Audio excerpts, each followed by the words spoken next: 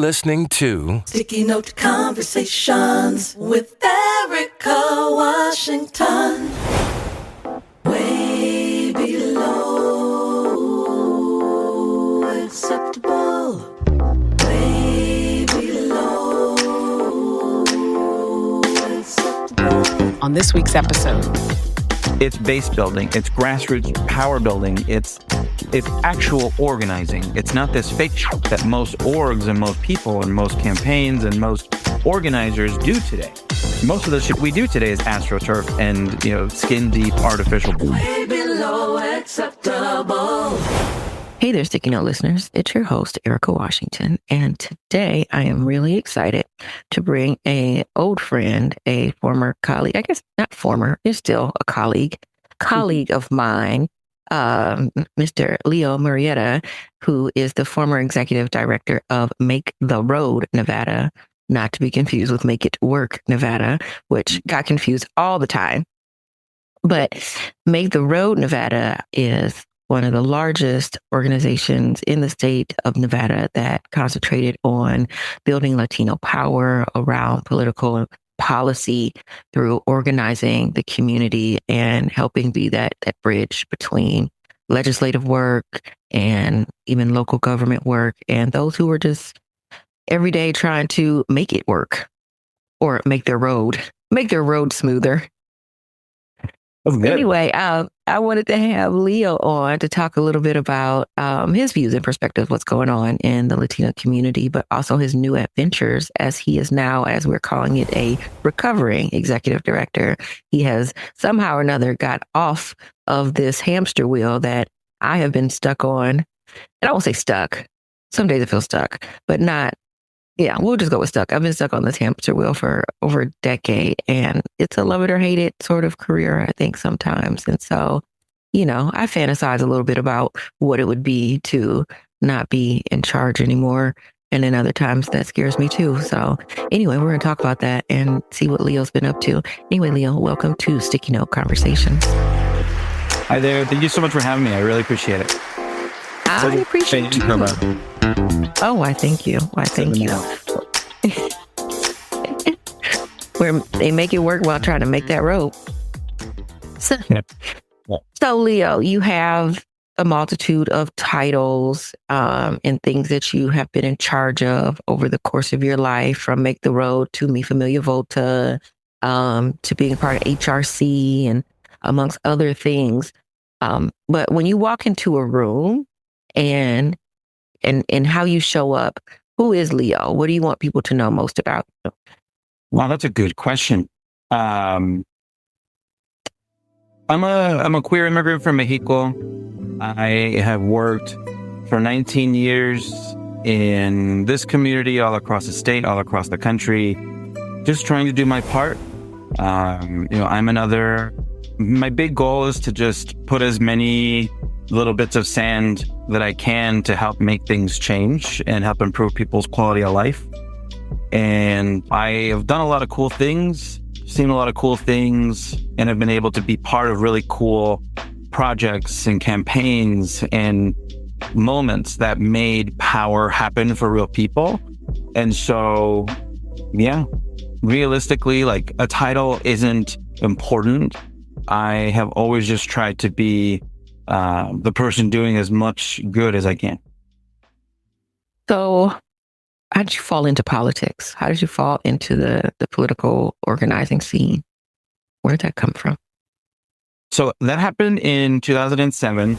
At the beginning, probably the end of 2006, I had wanted to become a citizen.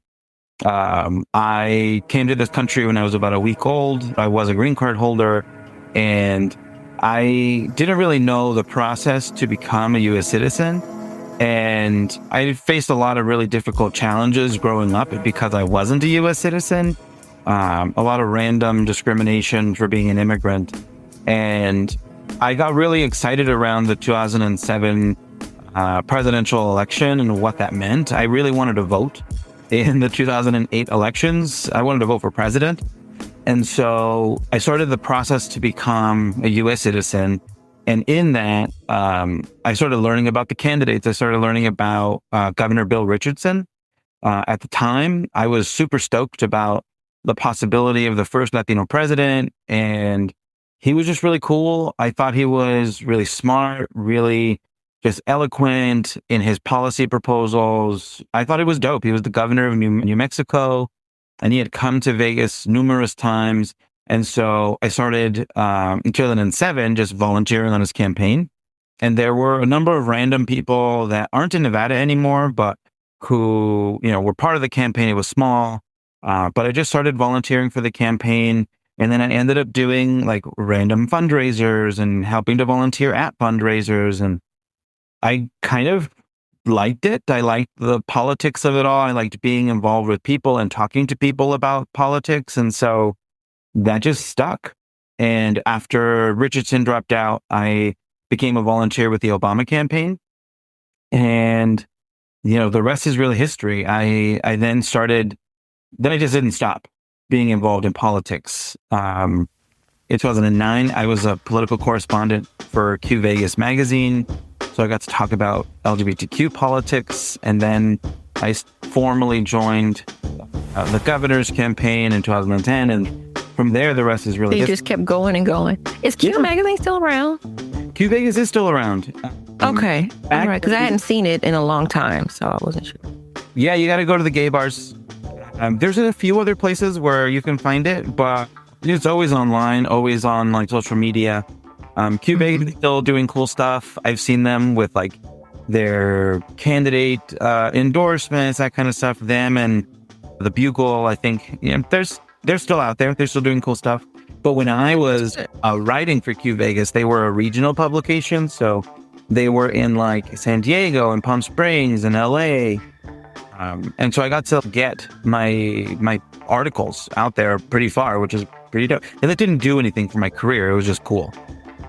Oh, but I think it does, right? I think everything layers on top of each other. I think even my years of being a waitress layers on top of how I can handle and juggle certain things. And that's the real hard. Yeah, you're right. It is. I think it is all helpful. But I want to ask you a little bit about your journey into citizenship.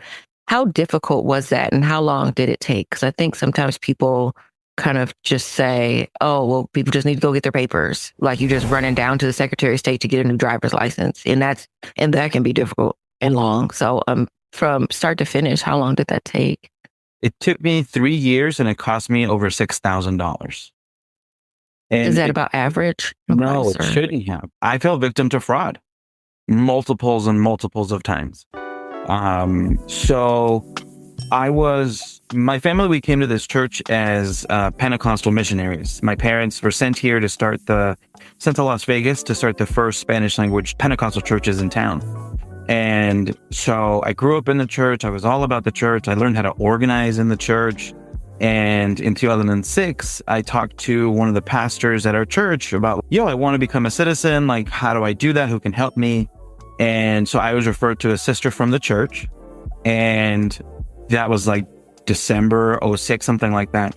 And I met with her and I ran through all my paperwork, and she asked for like $1,000, and she was like, okay, let me get back to you. She never got back. She left town. And so I was like, oh, well, that sucks. Like, that's not normal. And, I asked my pastor for another referral, like, who else can I go to that we trust, that kind of stuff. I went to another, like a brother from the church who worked allegedly. They were all notarios. And so I was a victim of notario. Wait, what's a notario? A notario is basically in the US, it's a notary, a public notary. The homies who just your stuff. But in Latin America, a notario is more of the level of a magistrate, so like a higher level judge. And so it's a play on words in order to scam people from Latin America who live in the United States. And you'll see them in your community as like multiservicios. They do like taxes, they do DMV services, they do documentation. Oh yeah. I've seen the billboards like around like Maryland Parkway, Eastern, Charleston. Yeah, going to the east side. And like, there are legitimate businesses, right, who do this stuff. They work with attorneys and they're not trying to swindle people. I just happen to find all of the ones who were just there to take my money. And it happened Oh, time. And it's citizenship, I think at the time cost like $400. That's it. But mhm. it cost me over $6,000. And the runaround to new people, waiting for people, it took 3 years. But the crux of it all was actually I sat in 2010. So my American birthday, the day that I became an American citizen, was January 23rd, 2010, at about like 1:30 in the afternoon.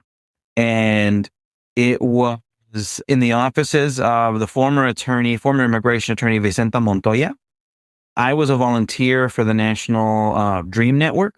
This was a Mhm. group of immigrant youth who, mainly undocumented immigrant youth, but I was there as a green card, ally. And we were signing up immigration attorneys to support the DREAM Act in Congress and all across the country. And so I sat in her offices. She asked me about my immigration status and why I haven't voted. And I explained to her, like, well, my parents voted and this and that, and they became citizens in 1999 and the year 2000. And she was like, what? Hold on. And she pulled up USCIS, the Immigration Services. She pulled up the law and she Mhm. printed it out and she highlighted it and handed it to me on a clipboard. And she said, Mijo, you've been a citizen since the year 2000. And I looked at her, was like, no, I missed the deadline. I've been told for years that, I'm not applicable. It's not for me. I have to do this. My parents didn't do something. And that's why I have to go through my own process. And she was like, it right here. It is black and white in this clipboard. You've been a United States citizen since the year 2000 when your mother became a citizen. And then she handed me a clipboard with a voter registration form on it. And she asked me, would you like to register to vote? And I looked at the clock and I was like, I'm going to remember this forever. And I started just bawling, just crying, because I only wanted to do two things as an American citizen. One was vote. I'm like, that's great. That's powerful. That's cool. Second, I've always wanted to serve on a jury. It's never happened, but maybe one It day. still hasn't happened for me either. Who knows, girl? You've been a citizen longer than I have. So, like, nation still help out there. Maybe a few more minutes, but still, no one has called me to vote. I somehow or another, I never. My number's out there, right? Like, I'm out here. Find me. I might be available. I actively Just my luck, it'll be something. I have booked a round the world trip, and I'll get my summer. That's what'll happen. Yeah, well, honestly, But that's beautiful. My journey was wild. The moment. But this goes to me back to having all the information, right? And knowing where to get the information. Because my next question was going to be, well, how do people who are currently trying to navigate the system know how to do it and not get scammed, or how to avoid some of the pitfalls, like what are some of the telltale signs?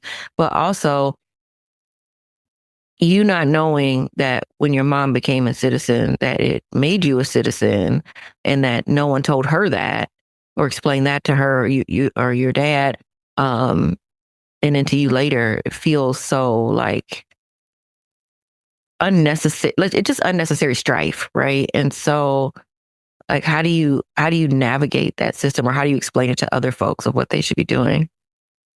So the reality is that there's two origin stories, like, for my career. One, like, when we came to this country, we were unhoused. Like, we lived in the pews of our church. We slept on the pews of our church. We relied on the charity of people in our neighborhood to clothe us and feed us for the first several years while we were in this country.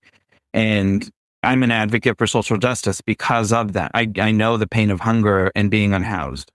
And my second origin story is my struggle to become a U.S. citizen. The fact that I, as an educated person I was in college at the time, and I have mastery of the English language, right? Like, I know the laws of this country. And even still, I fell victim to fraud, to immigration fraud. And so those two critical things, like these big moments in my life, led to why I do what I do, and still to this day. And realistically, right now, although things are changing and it's complicated, people can go to uscis.gov. There's a lot, like these forms have a lot of really useful information that tells you exactly who should be applying, what is the process, how much does this cost, and the reliable information is available as little as we can trust this authoritarian regime. There is still a process. There is still a bureaucracy working and running. It's also critically important to work with an immigration attorney that is trusted, that is real and legitimate. And there's great organizations all across the country who work really hard to actually serve people that I would recommend in a heartbeat, right? There's the UNLV Immigration Law Clinic. There's Catholic Charities. There's Legal Aid of Southern Nevada. There's a whole bunch of different service providers that are reputable, that can actually help people or guide them in the right direction. Because not everybody needs an attorney. But if your case isn't black and white, straightforward, cookie cutter, then you need an attorney. But it's still possible to get through the process even today. You're listening to Sticky Note Conversations with Erika Washington. You were a part of Mi Familia Vota and then on to Make the Road Nevada. What was the mission that you had when you came into Make the Road? And now that you're not there, do you feel like you completed your mission? So it was funny because I was sold a bag of goods that was just incorrect. But I guess I was sold on a model that didn't actually exist at Make the Road.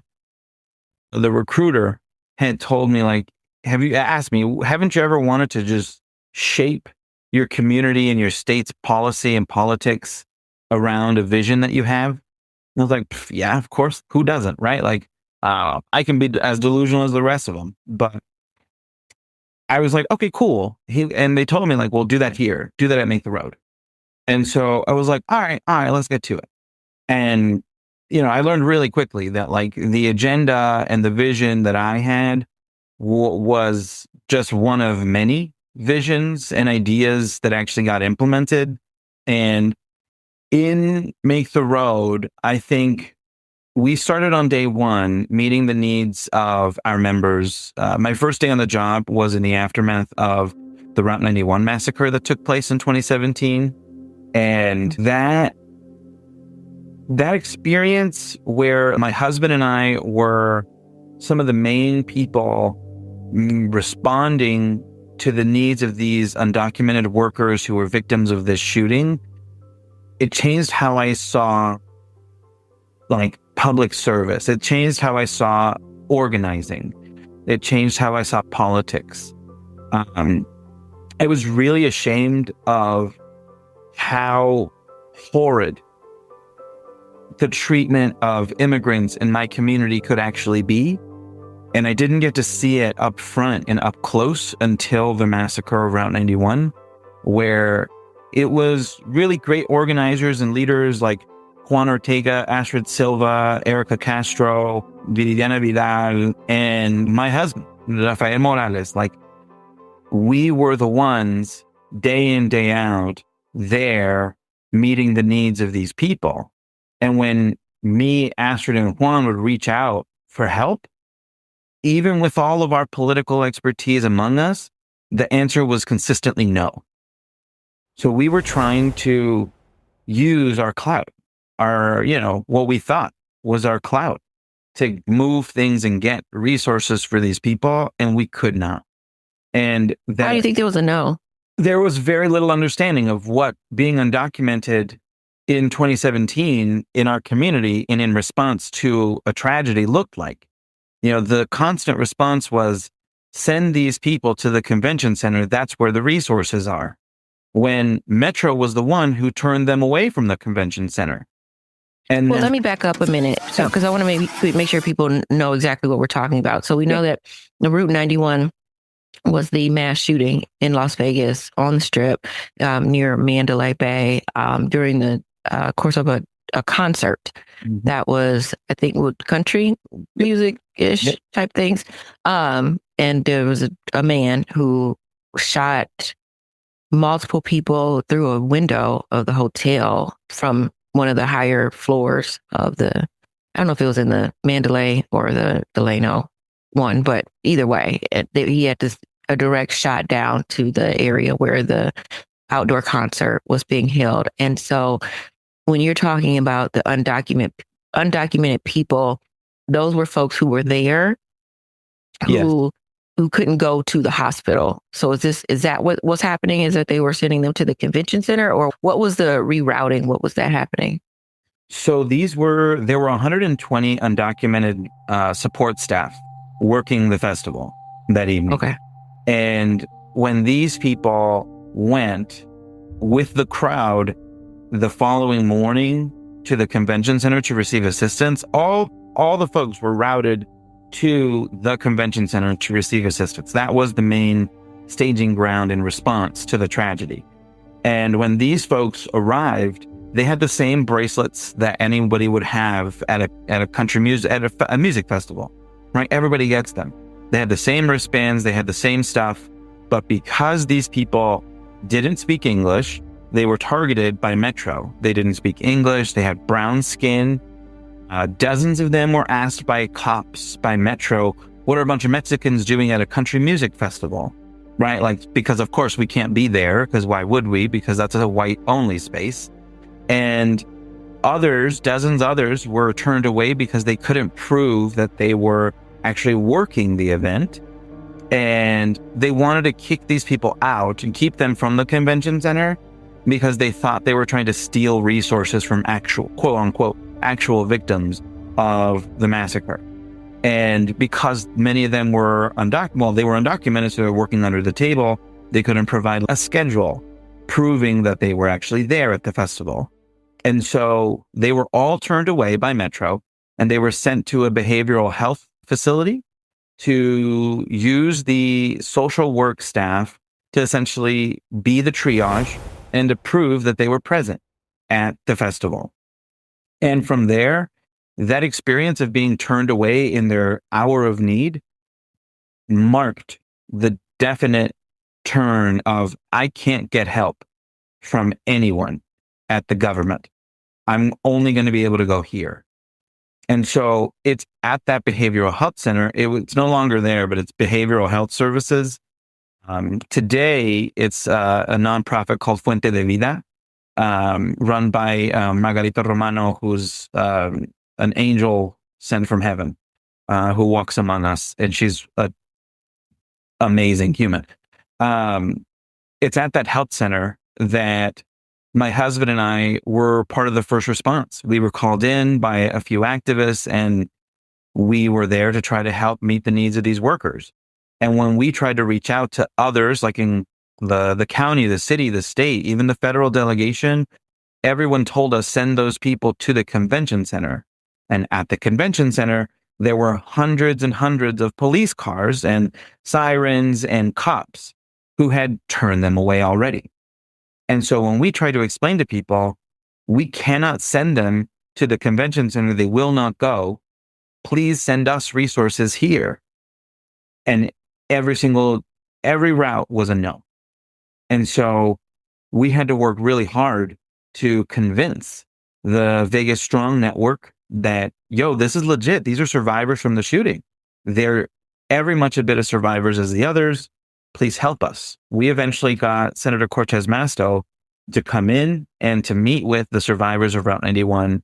And I've had a lot of back and forths and ups and downs and tiffs with Senator Cortez Masto over her tenure as U.S. Senator, but I will forever be grateful to the work that she did for the undocumented survivors of Route 91.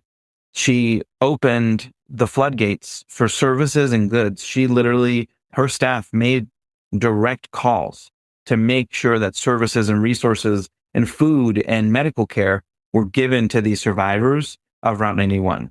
Now that took weeks and weeks of us trying to make shit happen just by the grace of God kind of thing. But I'm thankful that Cortez Masso stepped in to help us. And the help really was fantastic. There's a question I have, but I want to go back again. I think back to Make the Road. So Make the Road, you had just started working there. That was your first day. Okay, first day. Wonderful. What a trial by fire. And so the first thing you're able to do, and in being in charge, right? Being in charge of an organization and having to lead at the same time as you're trying to also understand why things are so hard to do. And you need to find the answers and have the answers for your team as you're building and putting things together. So starting on such a high, really. And then, so that was 9 years ago ish. Yeah. Almost 9 years ago. So your tenure at Make the Road lasted almost 9 years. And what did you learn? That's a great question. I feel like this was like pummeled into me with love. That I'm not always the most important person in the room. I am not always the smartest person in the room, and I should not always be the loudest person in the room. I feel like those were 3 critical lessons that I had to learn really quickly, specifically because of Make the Road's member-driven, member-led model of like, I'm nothing but a humble servant, lending my expertise, my capacity, and my skill to the greater good of helping to move the mission of our members forward. And, those Route 91 survivors became our founding members. We got them on a path to a U visa because that's what they wanted. We helped them launch a large-scale campaign to pressure then Sheriff Lombardo to stop refusing to meet with them and to actually sign off on their U visa application. And they became our first members. They helped us find our Puerto Rican refugees who had fled Maria, fled the island. And so I learned really quickly that like my ideas for how we should move forward aren't necessarily the most important. And what is most important is listening to the most directly impacted people in the space and giving them the opportunity to lead, to be in front, and to drive the mission, because the solutions they have are going to be better in the long run. So do you think that we have the leaders that we need in Nevada to move the state forward? That's a good question. I think we have a lot of people who think they're the leaders that we need. I feel there aren't enough people who have been called for the right reasons to be in front. I look at our congressional delegation and I look at people like Congresswoman Susie Lee and what a disastrous mess she has been as a congresswoman. Just shameful. Time and time again, really, you can turn to Susie Lee to be disappointed and you will get what you got, get what you wanted. She's fashionable though. Sure. She looks great in, her very expensive clothing, wherever she gets it, bless her heart. If there were a fashion, rating for how good are you at your job, then she'd get really high marks. But I'm also, vastly disappointed in people like Congresswoman Titus for just not doing enough, right? Like the safest district in our whole state. And here she is, voting for the Lake and Riley Act. Here she is supporting just stupid stuff, meaningless stuff, and not championing real things to help people in her district. The Democratic Party, if we're talking like these orgs and these things, there aren't enough people who actually represent directly impacted people, poor people, hardworking, struggling people. And there aren't enough quote unquote leaders who are directly connected to the working class and to the folks who are falling through the cracks every day, who take their orders from those people. And so that's why we're in trouble, right? Like there are so many people, it doesn't matter what party affiliation, there's so many people who are hurting in our state, who are hungry, who are, they're having to make the choice of paying their utility bill or buying groceries or paying the rent, paying the mortgage, paying for, their kids back to school supplies, right? Like there are people putting their kids back to school supplies on layaway, right? Like layaway has come back, right? Like this is the reality for too many people in our state, and there aren't enough quote unquote leaders who give a shit about what they're going through, because there's a gentle lulling of the nonprofit industrialization complex, like participants. Most people in the nonprofit political space are making decent money, and that's enough for them. Not that they have to then turn around and use that comfort, use that privilege to make life better for others. It's that too many are focused on making their own spheres of influence bigger and wider and more impactful, rather than making life better for other people. And I think you hit on something that sits with me all the time, are these bubbles, right? Sometimes I struggle with even the right language in which to use to call it, because when you mention us not having enough leaders, and not just in Nevada, but it's an across the country sort of thing. It's just this certain paradigm that you're in when you're in any bubble, right? When you work in tech, all your friends are in tech. If you work in the medical field, a bunch of doctors and nurses or whatever, people are in their bubbles. And so in the political scape, people are in their bubbles.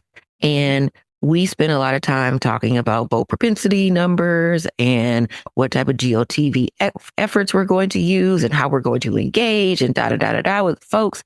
And even the most well-meaning of leaders are disconnected because you no longer live that life in the same way, right? I can talk about my past, and I was telling this to someone a while ago. I said, I can talk about food stamps or Medicaid and struggling, working as a waitress and having small children and being a single parent and all of that. I can have that whole part of my origin story, which it is. And I'm gladly willing to talk about it, but it is not my life anymore. It is not the life in which I live. And so I also don't feel as though I should be the one talking about it, because I don't even know what it is to go apply for food stamps now, and needing to figure out transportation and all these different things, because being poor is very expensive. And so you spend a lot of time doing things that other folks aren't even thinking about anymore, right? And so I'm in a different bubble.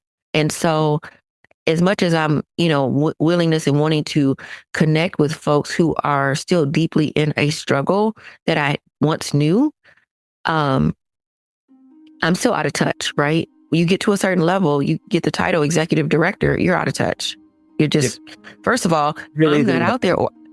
Because I'm not organizing also anymore, not directly. Hardly ever am I the one out there, talking to people. I do it when I can because I really enjoy it. It's fun for me. I really enjoy it, but that's not where the work pulls me, because if people want to get paid, then I have to fundraise and I have to go to conferences, and then I have to sit down and do paperwork, and I have to send emails about nonsense. Like I could spend all day just doing admin stuff and be mad about it, but that's what it is. So I'm no longer in that bubble, right? And so the same with like politicians. Once you're out there kissing babies and shaking hands, and you're all over the state or all over the country, and you're doing all of this stuff,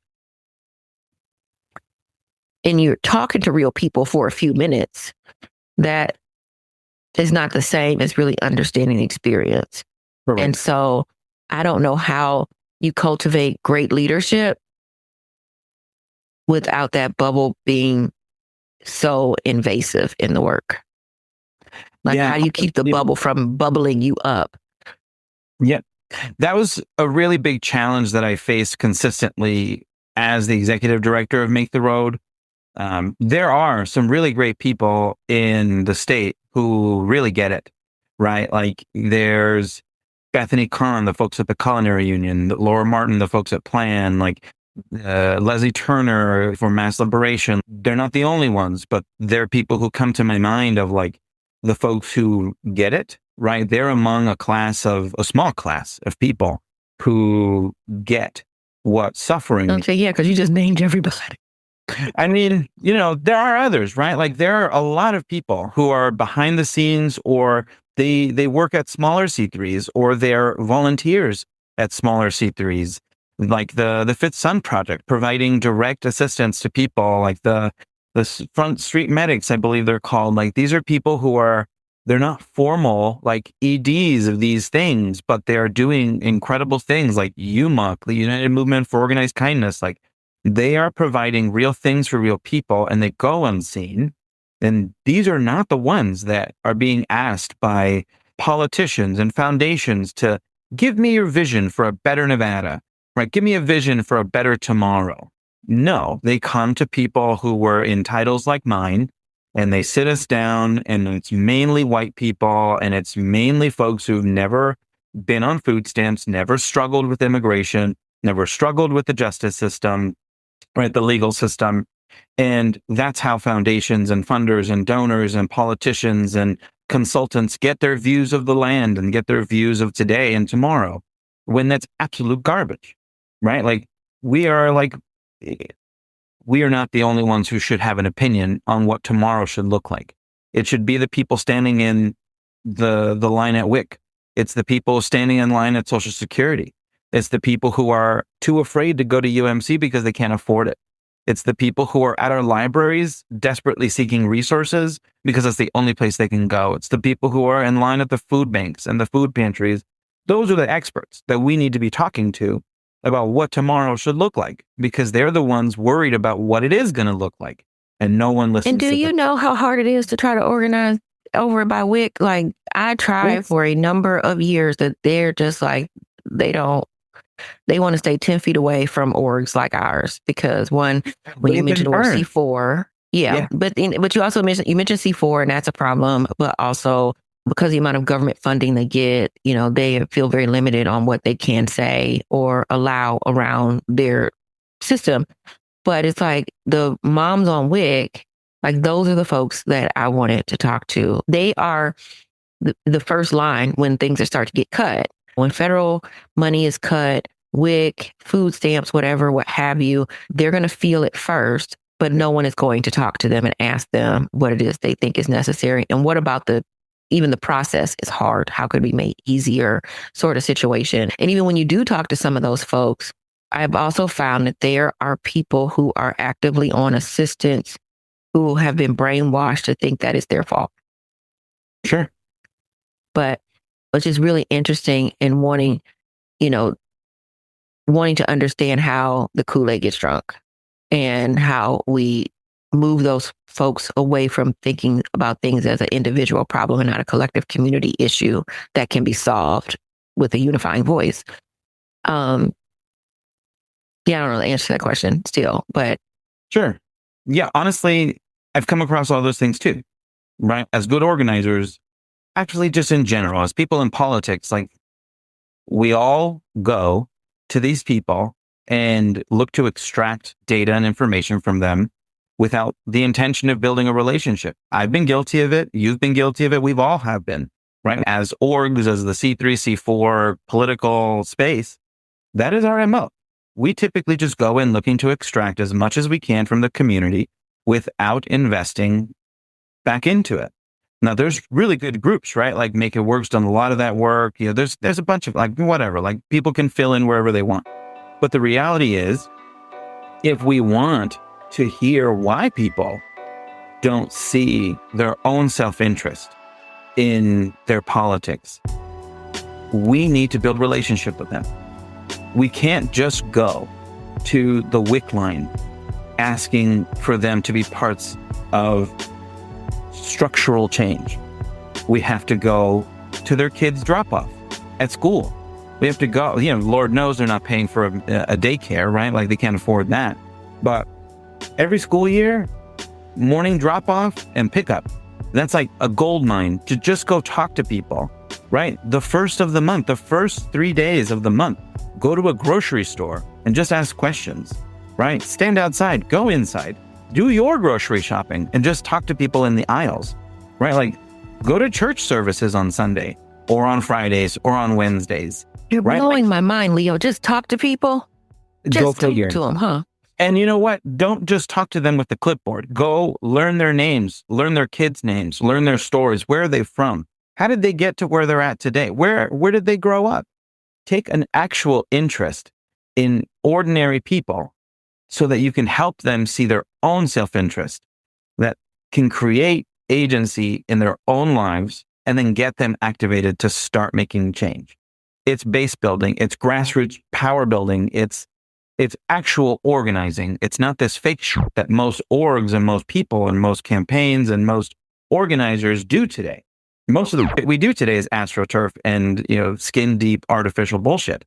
But if you want to build power that means something, to change something, you actually have to organize and build relationships and actually build agency for people that wouldn't normally be in the space.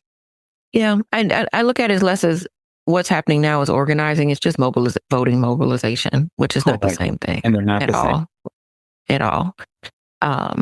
And I've had that conversation on more than one occasion with people in general, and whether it's funders or larger orgs that have passed through money or what have you. And it's just like no one is really funding actual organizing anymore. They're only funding like this emergency voter mobilization to get people to the polls to say that we care about whatever the issue is, and whoever the candidate is. But that's not building long-term power or change by any stretch of the imagination. Because then there's the drop off after these elections over. We're not able to even stay engaged with folks at that same level because that type of money is not pouring in. So that's that nonprofit, industrial, political system in which causes me heartburn. Yeah, I want to push back a little because it's not that nobody is funding this work, it's that not enough of them are. There's such a small group of foundations and donor advised funds and donor collaboratives who are not just focused on electoral wins, like you're saying. But there's enough of them. Like there's so few that there isn't, like, they're not the dominant voice in philanthropy. They're not the dominant voice in politics and C3, C4 in the complex that we've all, been dancing around. Right. But hopefully those folks can be louder. Those folks can influence other foundations and this fake shit isn't doing it anymore. Right. Like we're losing. We're just losing everywhere. A third of Nevada voters are nonpartisan. You're telling me that a third of Nevada voters don't agree with the universal free meals for kids in schools, that every person who gets sick should have a right to go see a doctor and not die, that people should be able to work one job and pay all their bills, that their gas bills, utility bills, their rent shouldn't put them in the poorhouse? You're telling me that a third don't have an opinion? It's horseshit. It's just become... Yeah, I don't know if that's what that means. I think they just don't want to mess with the Democratic Party or the Republican Party. They don't see themselves on either side. So they're like, I refuse to be a part of your exclusive club because you don't fit my values. They still could have those same values, but not that you mentioned of, universal childcare and universal basic income and all of that. But neither of those parties, Republican or Democrat, are pushing for those things in any meaningful way. Well, ask any consultant, ask the political structures, and that's exactly what they'll say. Right? Like, well, too many people in this strata of power in politics that is just choking off real people. And the good funders, the good donors, the good people out there who actually give a shit about building power, pushing for those real things, universal basic income, the universal childcare, all those really good things. There aren't enough of them who are loud enough because the overwhelming amount of donors, funders, foundations and political and candidates and elected officials they're not on their own pushing for these things in that way. Yeah. We need more candidates to run for office and be in office who have an understanding of what struggle looks like, right? Like we need more folks. But how do we get that? How do we get that moving around this democratic machine that is? Because there's always that anybody who wants to run can run.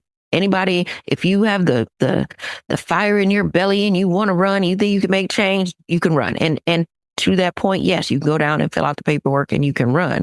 But knowing what you know, knowing what I know about the inside of how things work and the amount of money you have to have if you need access to van or you need access to, orgs, or you need access just to even get any sort of endorsements or what have you, and people power, all of the things that come along with winning. And, underdogs happen, they do, but there's usually some sort of, connection in some way, shape, form, fashion. Heck, Susie Lee had to go from one congressional district to another one before she could win, because she ran in 4, I think, the first time. Yeah. Yeah, I think she ran in CD4 before she won in CD 2, 3, whatever one she's in. 3. So, but she was not without some influence, right? And Being so millionaire help. Yeah, a lot of zeros in the bank account. It doesn't hurt, but that leads to connections too, because there goes those bubbles, right? Because if you got millions of dollars, then your friends got money too. You ain't hanging out with folks at the welfare line off a rancho. So thinking about how we fix things and what we need to do, how do you encourage people to run, to have better candidates, but also how do we get through these machines that have put up all these blocks to a fair and equal way in which people could use their voice to run for office?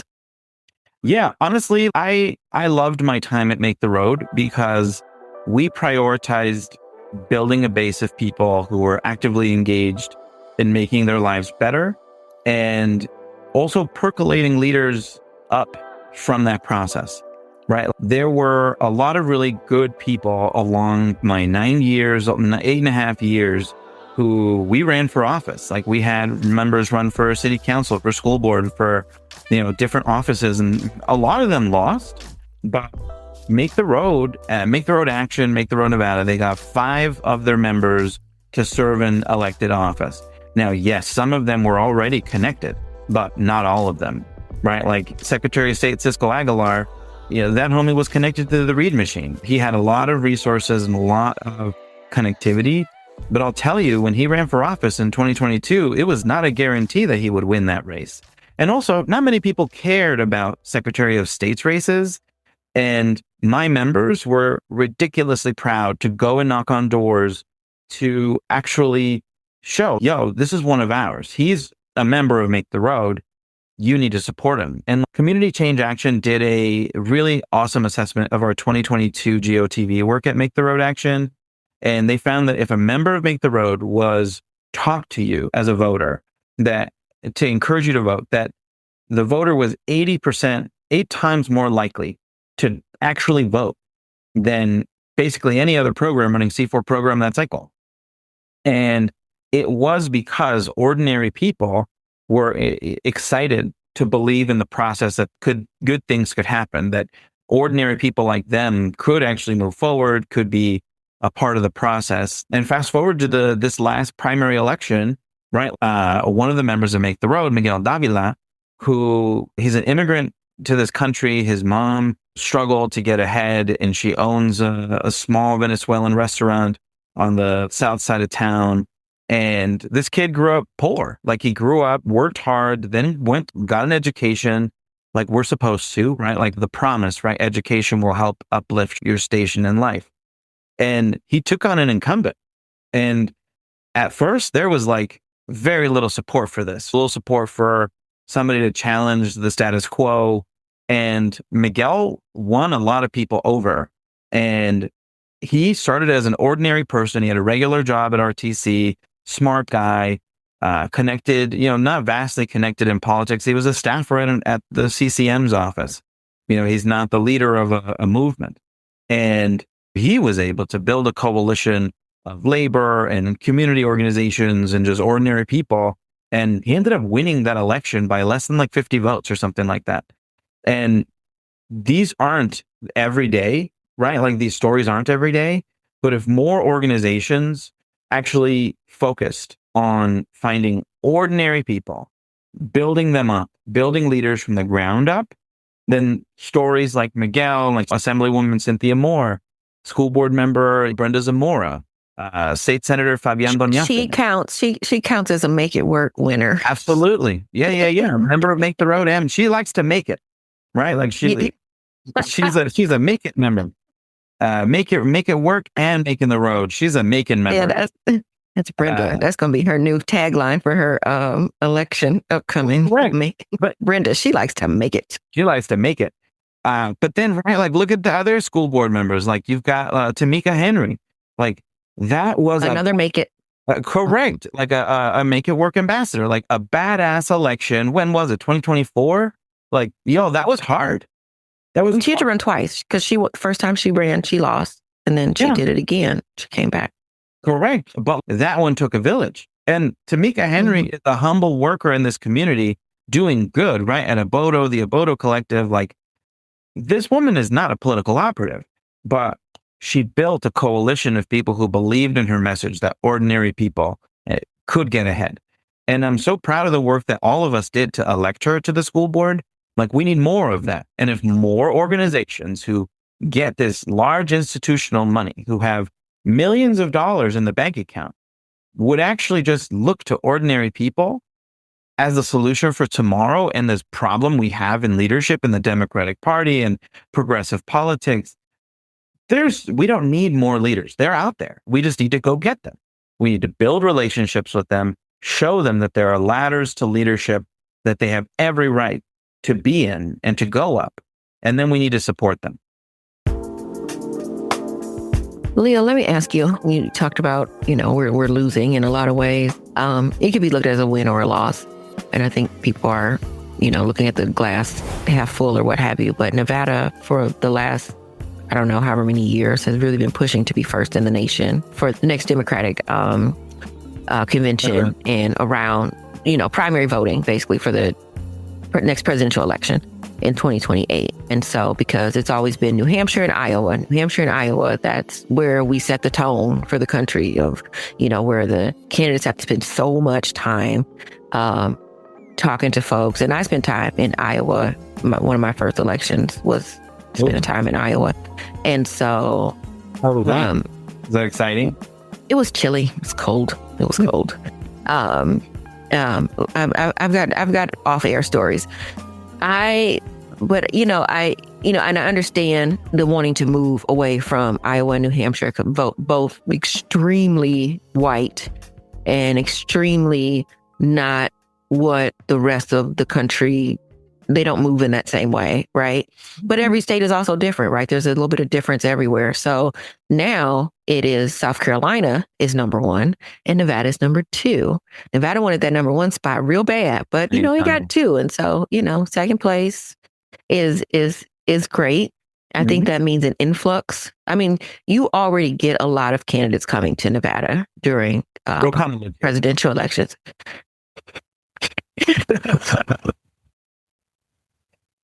I call Ro Khanna our unofficial congressman of Nevada because I'm like, are you ever at home? Member of the Nevada delegation. Exactly. He's been to my office, and I was like, do you live here too, man? So, yeah, Ro Khanna, who I think has been on this path to running for president for the past 3-4 years, it feels like, to get to what I'm assuming is 2028. Like he's like, look, y'all gonna know who I am. Y'all gonna they be like, Ro Khanna, don't he live here? Yeah. So, so we got number two now. Like, what do you think that means for what that means for Nevada, but also the bigger picture? Like, what does that mean for how this presidential election even like moves or looks? So the way I look at the 28 cycle, which starts, I don't know, now, right. What is it, November 4th? Wednesday after the election, the day after this election. Where they'll be like, have you got your plans together? Have you started writing your plans for your field Let's have team? a call at 9 a.m. on Wednesday and let's talk about the next year. I'm like, and then what we're going to do is we're going to recap after we talk about the legislative session, and then we'll have a 10 p.m. call. Yeah, nightly. Listen, every night. I don't envy you. Not I, said the cat, but rub it in. This is why Brenda, who likes to make it, is my deputy. That's right. Listen, I lived it. I loved it. I no longer love it. And now you can give it two deuces with two middle fingers. God bless. Exactly. However, come always, always in my heart. But I looked at the next presidential election by looking at one of the 2019-2020 election, because that one was amazing. So yes, Make the Road Action, we were one of the only groups in the state to endorse Bernie Sanders for president. We basically took on the entire establishment, basically everyone. Everyone had a lot of different opinions. Labor was on Biden, community orgs were behind like Elizabeth Warren, and then the Brown members of Make the Road were all behind Bernie. It was this complicated political chessboard all across the state. But before... And I was a Bernie bro. Yeah, I was a precinct captain for Bernie. I was a Bernie delegate when I was on the Democratic. That you talk about up against the machine. Oh. Anyway, side story. Again, offline stories, God bless. Mm-hmm. But prior to Make the Road Action endorsing Bernie Sanders, we had courted a bunch of presidential candidates, and many came to see us. But I was most inspired by then Secretary Juan Castro, who was running in the Democratic primary, and he was courting us real hard. And he came to multiple meetings with our members, and our members loved him. Like, our Nevada members were just like smitten by Julian Castro. My señoras were just like, oh, he's so cute. And just every... as soon as you said his name, I was like, girl, right. He would have made a mighty fine president. It doesn't hurt to be handsome in these political contests, and the secretary doesn't run short on that. But what was dope about Secretary Castro's campaign was and I had that time had been in politics for 12 years, and I had never heard of a politician actually going out, and he went into the tunnels under the Las Vegas Strip, at the south of the Strip. He went into the tunnels. I remember that. And he talked to people, and he just, for hours, asking them about their stories, about their lives, about what they want to see better for their community, just building relationship and hearing these people out. And I was just over the moon. I was sold. I was Team Castro, because of that. I had never seen a candidate who actually cared about people the way that I saw Secretary Castro care about real people. And unfortunately, my members, they decided to endorse Bernie Sanders. My members were pushing for Secretary Castro at this 5-state Make the Road Action, convening. But every other state was hard on for Bernie. And my members were like, well, we also like universal health care. We're down for Medicare for all. All right, we'll throw in. Let's go. Let's make this happen. And by then, Secretary Castro, I think, had dropped out. So, Bernie all the way. But I look at the ability to impact that political election was centered around a people first agenda. Like, what could help real people? Right? Medicare for all was a big deal, a big idea that could lift so many people out of poverty just by eliminating the threat of crisis and ruin through a healthcare emergency. And the 2028 presidential elections coming to Nevada second I feel like it's such a beautiful opportunity to shape the political process, the political narrative on what we need in this country to actually get ahead. What real people need in this country to just be better, to improve our quality of life. And the organizations on the ground are going to have front row seats to help shape what that looks like. Because like we said, Ro Khanna's the fifth member, sixth, one, two, three, I don't even remember.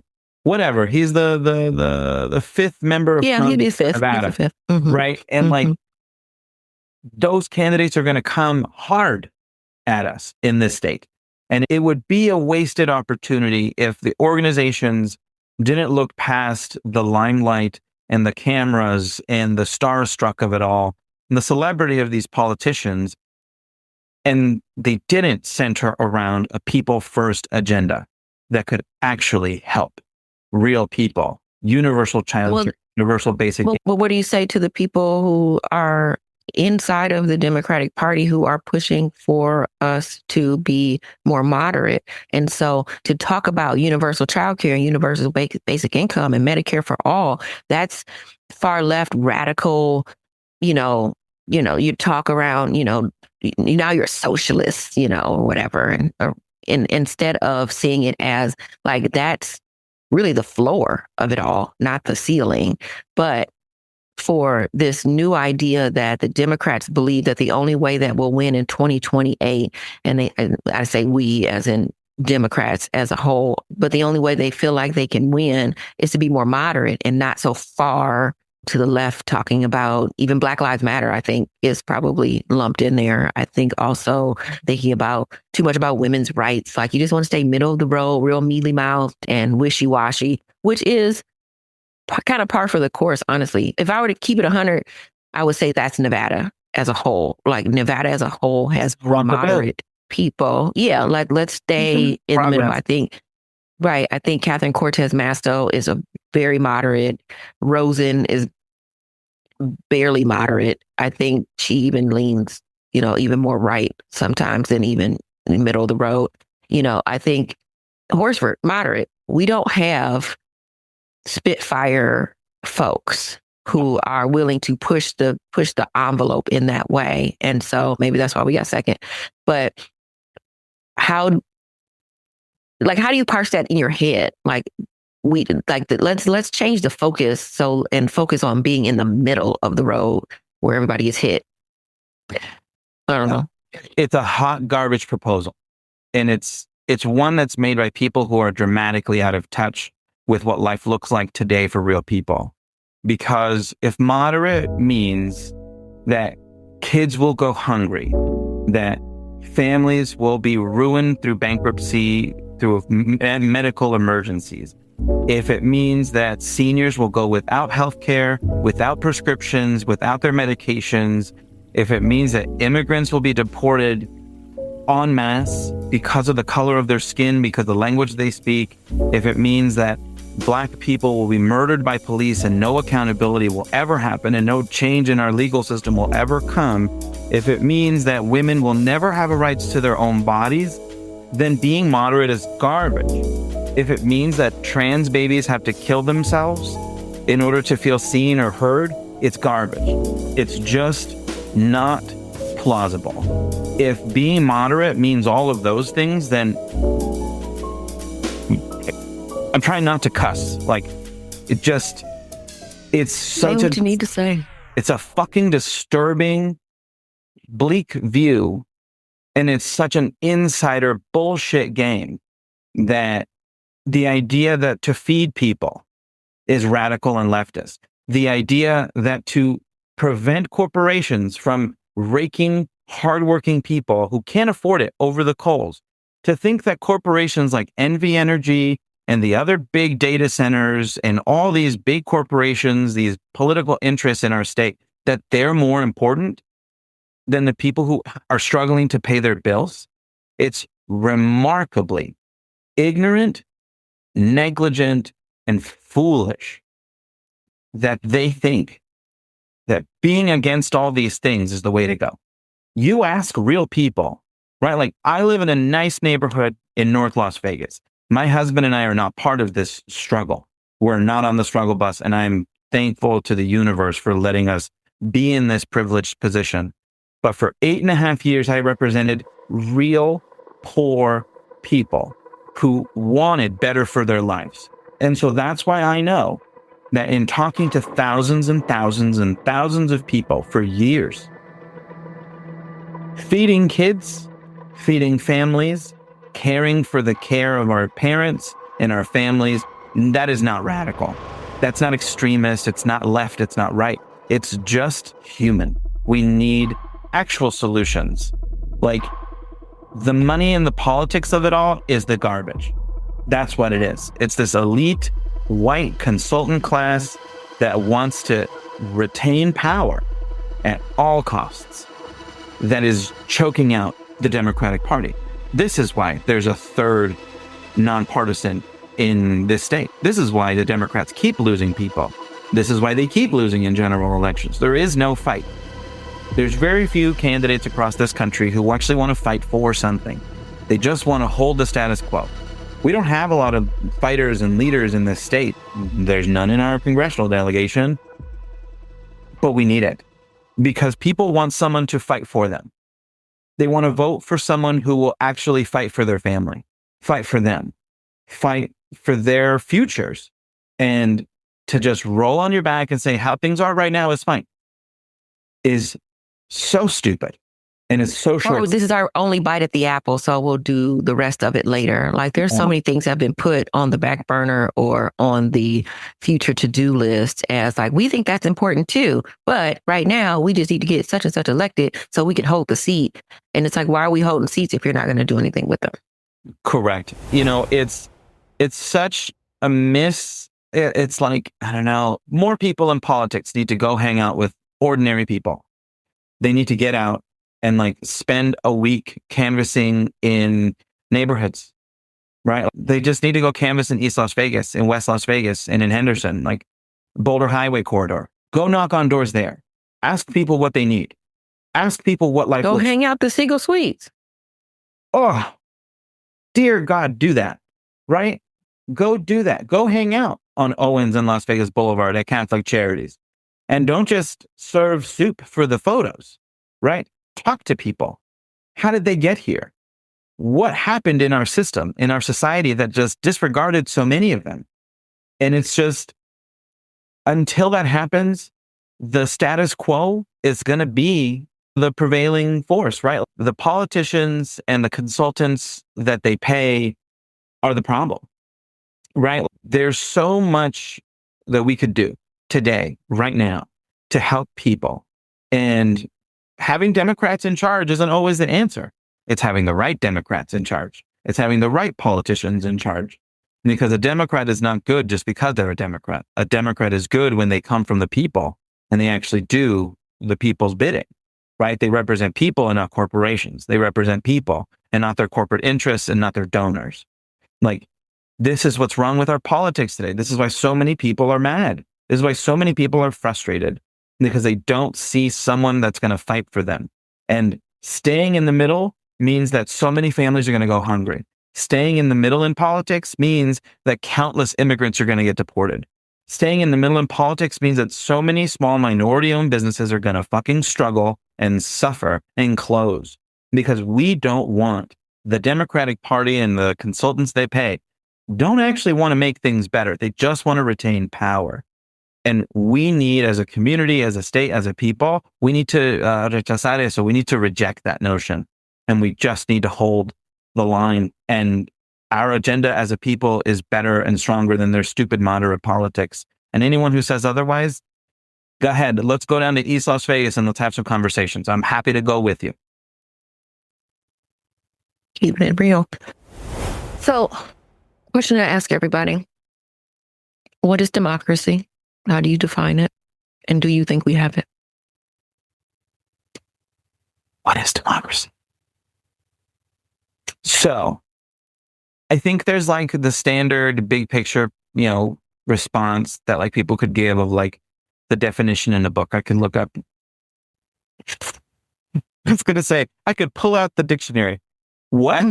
Dictionary? Right. You on your phone when you're going to go to dictionary.com.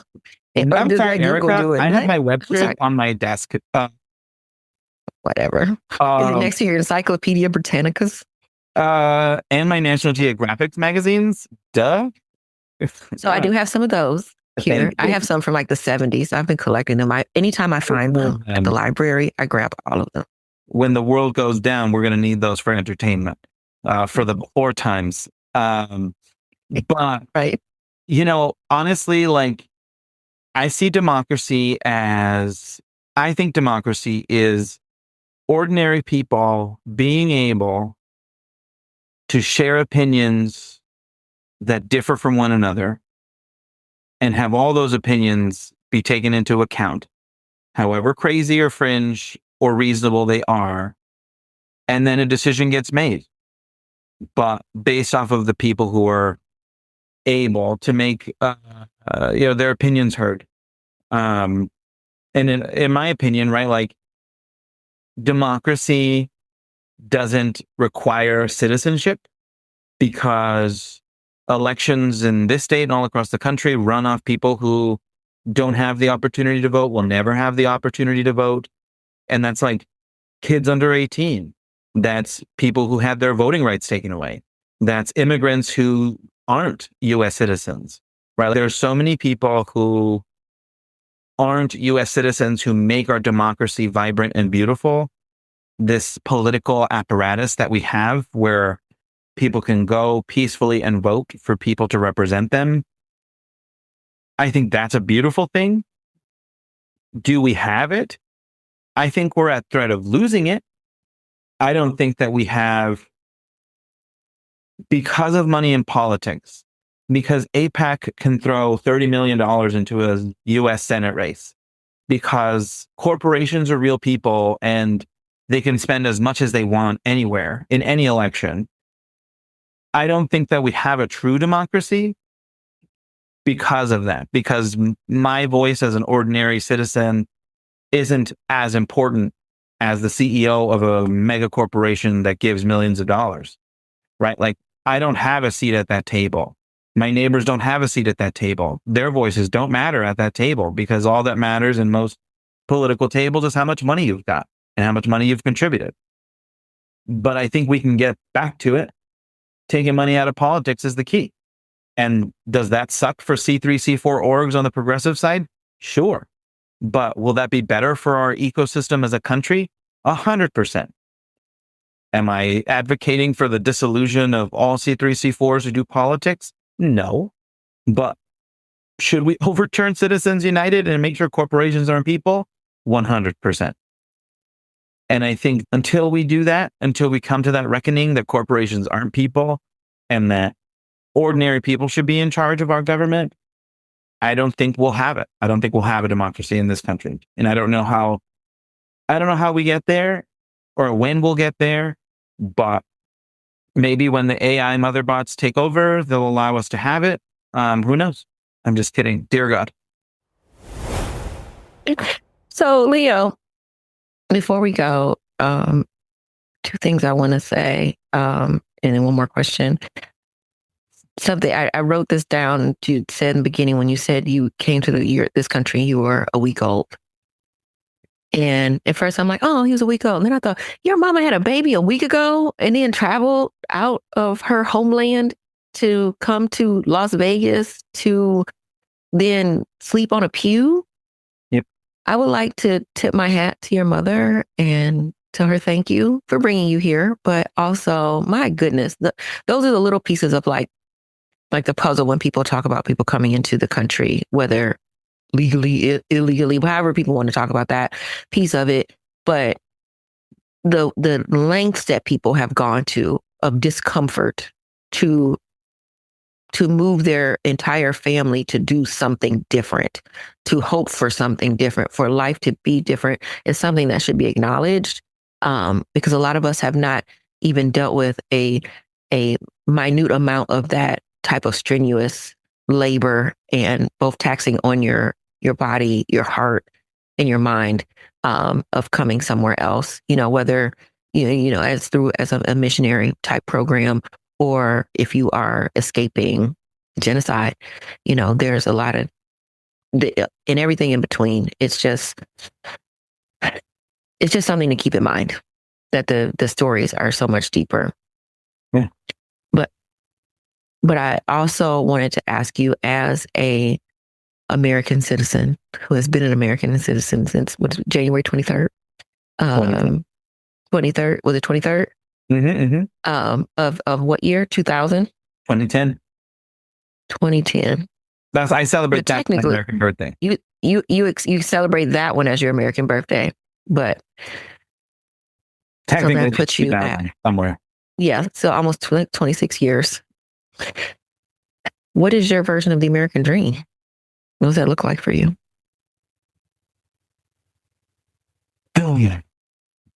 I want to state that in spite of my previous answer, I am actually very hopeful for what we can do in this country. The religion that I was brought up in taught me to be hopeful. And although I reject a lot of the things from organized religion that are harmful to me as a queer person, the one thing that was instilled and installed in my being is to be hopeful and to do good for others. And the American dream for me as a queer immigrant, like I have my own self-interest is to live in a place, live in a country where my husband and I can walk down the street holding hands, showing affection safely. We don't experience that. We don't have that. There's very few places in the world where my husband and I can hold hands and just exist in our own relationship. That I've been married for 8 years. We've been together for 10. There's very few places in this world where my husband, the love of my life, and I can walk down a street, sit in a cafe, sit in a restaurant, go to a function, and not face danger, physical violence against us for existing together in love. So my American dream is one where one day my husband and I can walk down the street holding hands safely. I have 8 nieces and 1 nephew. My American dream is to live in a place where each of my nieces can be everything and anything they've ever wanted to, and that they have access to opportunities and resources because of their gender, right? Like that their gender won't be a detriment, that their Black and their Latino heritage won't be a hindrance, that it'll be a benefit, right? That like my nieces and my nephew get to be their whole selves and won't have to endure a system that holds them down because of their last name, because of their other language they speak, because of where their grandparents come from, right? Like the land that their parents and their grandparents come from.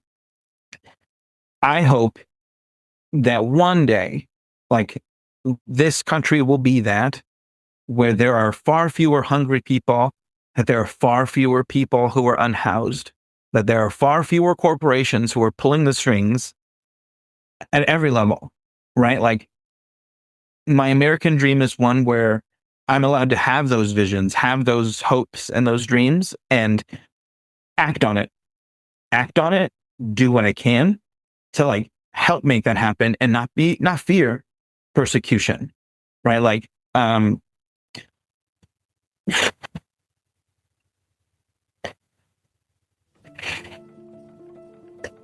it's hard to see that could be possible. But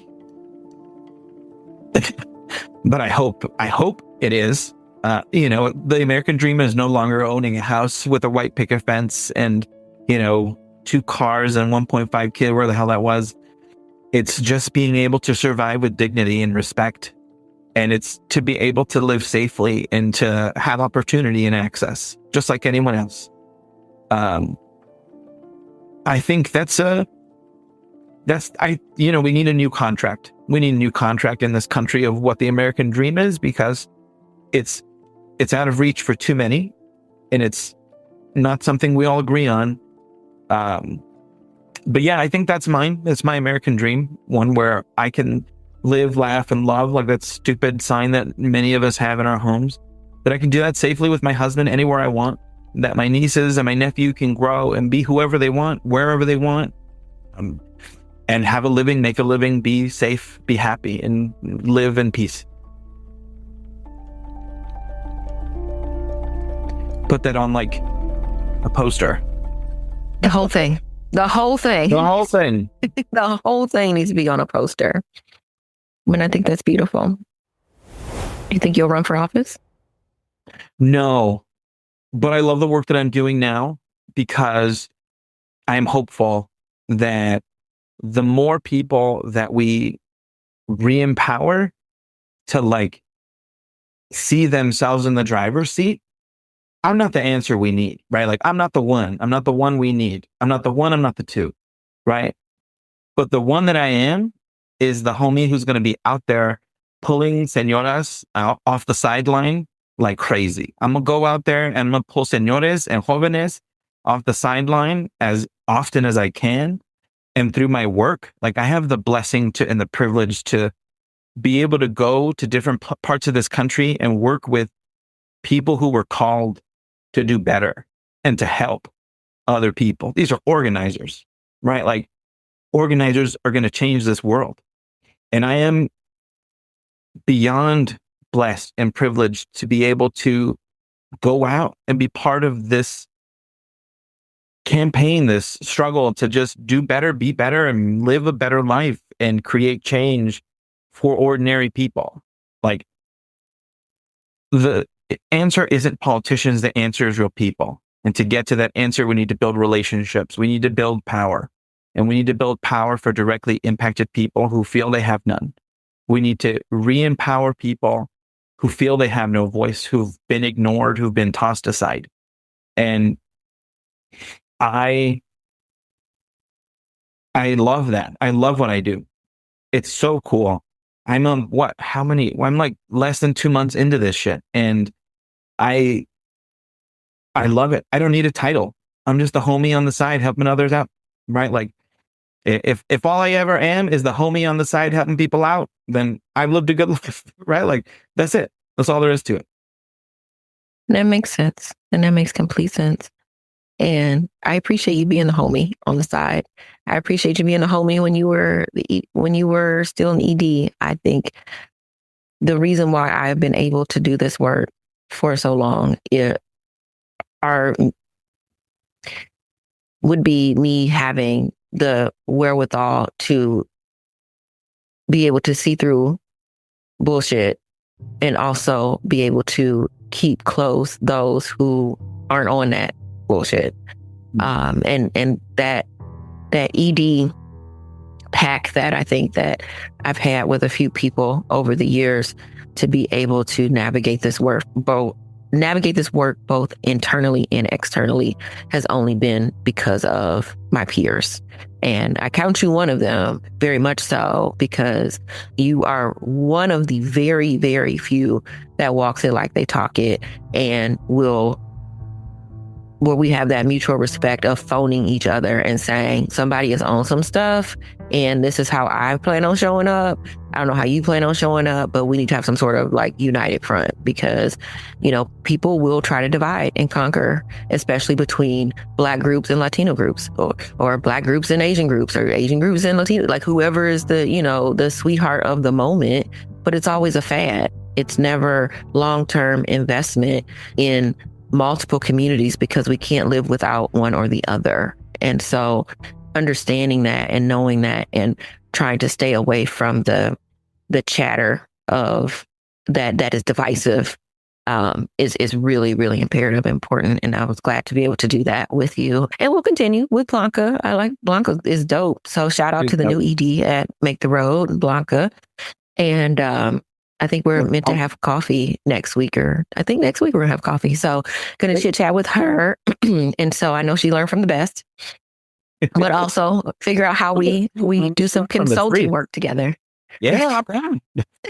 The best, the streets, all the same, the same. It. Look, that's how you learn. That's how you learn. There's no other way. You can't sit in a classroom and learn how to do this. She's a Tola at heart. I love that. Well, look, I'm gonna get her an eyeliner pencil. I was like, let me see that eyeliner pencil, and we're gonna get on it. I love it. Leo, it's been so good talking to you. Please don't be a stranger. Please come back on whenever you feel like it. If you got some stuff going on, or we got some hot topics, or what have you. I mean, you're gonna have legislative session coming up because you're still gonna be in the mix. But you get to be in the mix from the outside. So, your perspectives and your take, I think, are really important as part of the voice of the community. I'm happy to share the chisme anytime I can. And that is exactly what we need to be doing, is sharing just the chisme. Chisme and chisme only. That's it. So thank you. Thank you, this has been another episode of Sticky Note Conversations. We hope you enjoyed this conversation as much as we did. And until next time. for listening to Sticky Note Conversations with Erika Washington. Hosted and executively produced by Erika Washington. With editing by Black Gypsy LLC. Special thanks to KUNV 91.5 in Las Vegas. Sticky Note Conversations is brought to you by Make It Work Nevada, a project of Beyond Impact.